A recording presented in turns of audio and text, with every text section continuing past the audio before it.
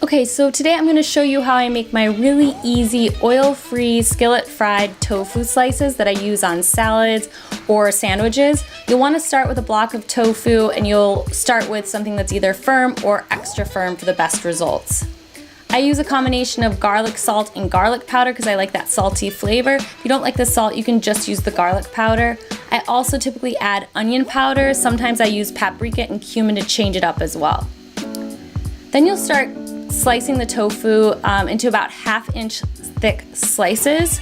I usually only use about half of the block, and then I save the rest for later.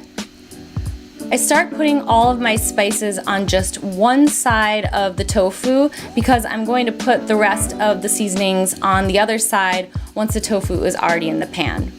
So I heat the pan on medium-low heat, but I let it heat for a while because I want the pan to be nice and hot. It helps char the tofu a little bit better, and that's the style that I like.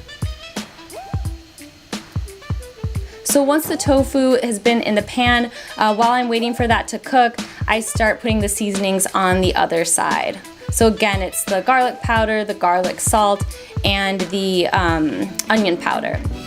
I also decided to put a little bit of paprika on this just to show you how you would be able to change it up. You can just put it right on top of the other spices as well.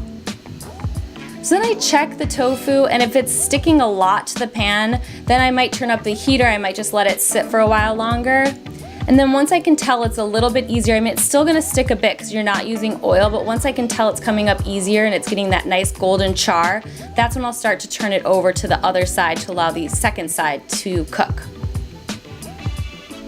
And then once that's cooked, probably for about 3 or 4 minutes, I can check it, and if it's ready, it should look something like this.